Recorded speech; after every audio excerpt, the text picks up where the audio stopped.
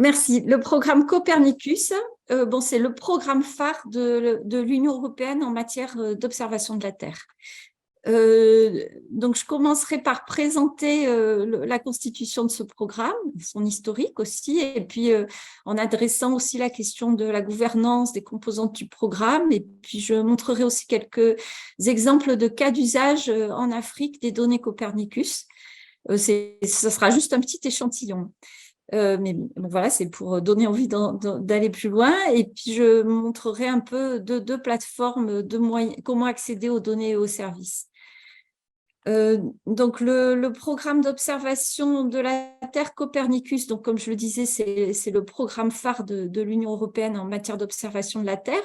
Donc, son objectif, c'est d'observer, surveiller la Terre, son environnement, ses écosystèmes, afin d'améliorer notre connaissance de l'état de la planète, de protéger les personnes et les ressources, et aussi d'améliorer l'efficacité des politiques environnementales, notamment en matière de prise de décision et de gestion des situations de crise ou d'urgence aussi. Et puis, et aussi d'ouvrir de nouvelles perspectives économiques et de favoriser la création d'emplois. Donc, l'idée, c'est que ce programme d'observation de la Terre vienne en soutien aussi du développement socio-économique. Et bon, un point important aussi de ce programme, c'est qu'il permet d'accéder à un volume sans précédent de données qui sont fiables, libres et gratuites pour tous, hein, pas uniquement les citoyens européens, mais pour tous les citoyens sur Terre, on pourrait dire. Voilà, donc c'est un programme qui est opérationnel depuis 2014. Il y a aussi 6 services opérationnels qui s'appuient sur les données satellitaires et des données in situ performantes et qui permettent d'élaborer des produits informationnels à valeur ajoutée, dont je parlerai tout à l'heure. En ce qui concerne la gouvernance de ce programme, donc il y a plusieurs acteurs qui contribuent à ce programme. C'est l'Union européenne qui est responsable du programme, mais l'Agence spatiale européenne, ESA, et puis EUMETSAT, l'agence météo satellitaire de l'Europe, sont délégataires en matière de développement de la composante spatiale, et ce sont aussi des cofinanceurs. C'est eux qui définissent aussi l'architecture de l'ensemble de la composante spatiale. Ils sont aussi en charge des opérations. C'est eux qui aussi passent les contrats, signent les contrats avec les industriels qui développent les satellites et les segments sol. Et puis après, il y a aussi des entités qui jouent un rôle important puisqu'elles sont délégataires des services Copernicus environnementaux, hein, que je vais aussi vous présenter. Donc, on peut citer parmi ces entités le Centre européen de prévision météorologique, CMWF, mais également EUMETSAT, l'entité Mercator qui développe des services pour le suivi des mers et des océans. Et puis aussi la nouvelle agence spatiale européenne de la Commission qui s'appelle ESPA et qui est chargée de soutenir le développement des applications à partir des données Copernicus. On peut voir aussi que c'est un investissement important de la part de l'Europe. Entre 2000 et 2020, le budget qui a été investi est de 8 milliards d'euros. Et le budget qui est alloué à la seconde phase du programme entre 2021 et 2027 est de 5 milliards d'euros. Donc, c'est un programme à long terme et pérenne. Il est guidé par les usages. Hein, donc, vraiment, l'objectif, c'est de soutenir les usages. Donc, il y a des user forums régulièrement. C'est un programme qui est guidé par les usages. Les utilisateurs ont défini les données spatiales, aussi les services qui vont être délivrés par le système Copernicus. Donc, en fait, on peut dater un peu la naissance de Copernicus au manifeste de Baveno, qui était un document signé par plusieurs institutions européennes pour émettre un besoin relatif à l'observation de notre environnement, en particulier pour vérifier, alors c'était lié au protocole de Tokyo, pour vérifier les engagements des signataires de l'accord du protocole de Tokyo. Donc c'était en 1998. Depuis, il y a eu plusieurs événements qui ont amené à la décision de mettre en œuvre ce programme et de le financer. En vert, vous avez les événements liés aussi à la naissance du programme GMES et Afrique que tout à l'heure le docteur Bachir va vous détailler. On voit comment ça s'intercale. On voit qu'en 2006, en effet, la déclaration de Maputo, elle a demandé d'étendre l'initiative GMES également à l'Afrique. Donc GMES, c'est l'ancien nom du programme Copernicus, qui voulait dire Global Monitoring Environment System. Et puis, alors, une autre date importante, c'est en 2013, la décision de la Commission européenne d'avoir une politique de données libre, ouverte et gratuite. Et le lancement du premier satellite Sentinelle-1 a eu lieu en 2014. Donc, sur la planche suivante, on a une représentation des satellites Sentinelle qui constituent le segment spatial Copernicus. Donc, on a des satellites multicapteurs, optiques, radars, qui font du sondage atmosphérique, des altimètres aussi qui permettent de mesurer la hauteur des mers, des océans, mais aussi des rivières. On observe toutes les composantes en fait du système Terre, les surfaces continentales, les océans, l'atmosphère et l'hydrologie grâce à cette constellation de satellites. Et ce sont des données qui sont, il faut souligner le travail qui est mené par les scientifiques et les ingénieurs pour garantir que les données soient validées, calibrées, normalisées et harmonisées. Donc c'est un ensemble de données harmonisées et une archive qui commence à être très importante et toujours avec cette politique de données libres, ouvertes et gratuites. Donc ici, le détail des satellites qui sont actuellement en orbite.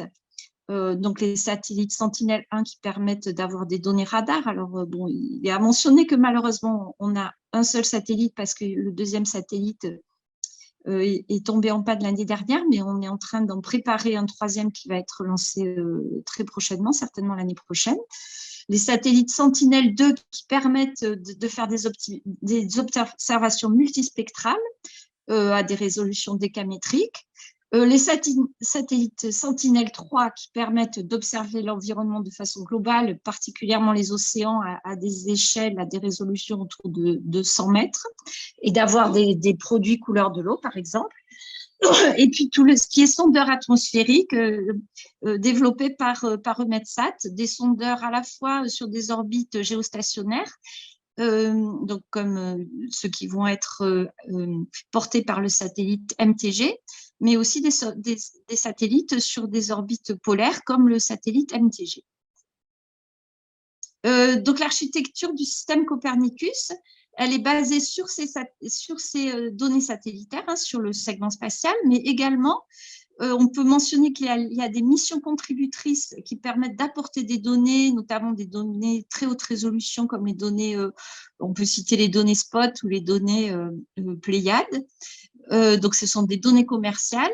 Et ces données, ainsi que les données in situ, donc c'est des données in situ qui proviennent de capteurs au sol, de bouées, de marégraphes, permettent de valider et de calibrer les données satellitaires et également de contribuer à l'élaboration de produits à valeur ajoutée qui vont être fournis par les services Copernicus. Donc, les services Copernicus, on a 6 services. On a premièrement un service qui permet d'observer le milieu marin, qui est développé par Mercator Océan International. On a un service dédié à l'observation des terres continentales, un service dédié à l'observation de l'atmosphère, un service pour le changement climatique et 2 autres services pour la gestion des risques et de la sécurité. Voilà, tous les produits issus de ces services, peut-être en dehors de ceux qui sont plutôt ciblés sur la gestion de risques et de crise, tous ces services sont aussi disponibles gratuitement par les plateformes d'accès.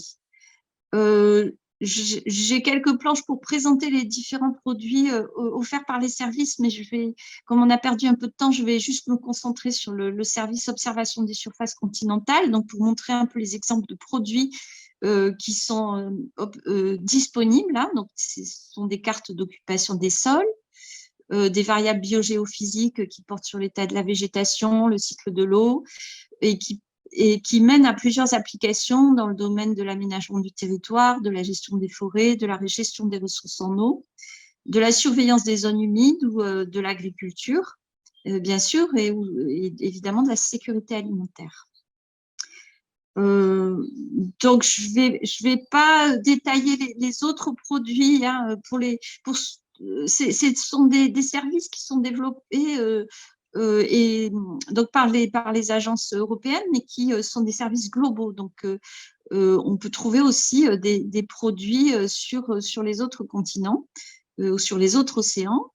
Donc, je passe les slides un peu rapidement, mais parce que je voudrais ensuite passer la parole au docteur Bachir.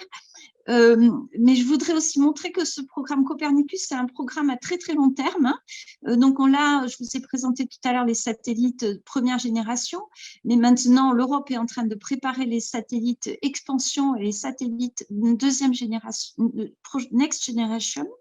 Donc en fait, ce sont les satellites expansion, ce sont des satellites qui ressemblent vraiment à la première génération, mais avec des performances améliorées. C'est-à-dire que, par exemple, on a des satellites optiques qui offrent une résolution de 10 mètres. Et bien, les nouveaux satellites, des satellites expansion, ils vont avoir une résolution de 5 mètres. Et peut-être plus de bandes spectrales aussi. Voilà, donc ça, c'est pour les satellites Copernicus expansion.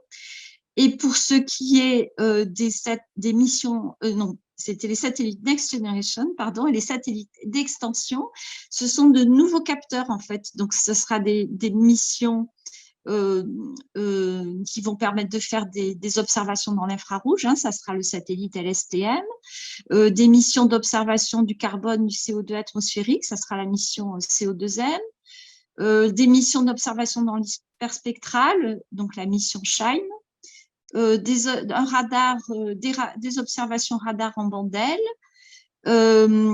des observations aussi de la cryosphère. Voilà, donc tous ces capteurs, tous ces nouveaux capteurs, ils vont permettre d'enrichir la base de données Copernicus, et ils seront également en accès libre et gratuit. Donc, c'est un programme qui va se dérouler encore jusqu'à au moins 2030-2035. Maintenant, je voulais montrer rapidement quelques applications en Afrique, hein, des données Copernicus. Ici, on a des cartes qui permettent de montrer l'évolution du bâti dans la ville de Diamniadio au Sénégal. C'est des cartes qui ont été développées en partenariat, dans le cadre d'un partenariat entre une start-up française et une start-up sénégalaise, entre Pickstart et la start-up Geomatica. Donc, ça a permis de fournir des produits à la Direction générale du pôle urbain de Dakar et de la ville de Diamniadio, des cartes d'évolution du bâti. Ici, on a un autre exemple de projet, c'est le projet MangueMap, qui permet de cartographier les mangroves à partir de données Sentinelle-2, donc de fournir des indices radiométriques, 11 indices radiométriques à partir des données Sentinelle-2 qui sont disponibles tous les 5 jours. Donc, sur ce site, on a des indicateurs mensuels qui sont élaborés à partir de ces données. Et il y a des sites pilotes dans différentes régions du monde. Donc, il y en a en Afrique. Il y a des produits qui ont été développés déjà sur Madagascar.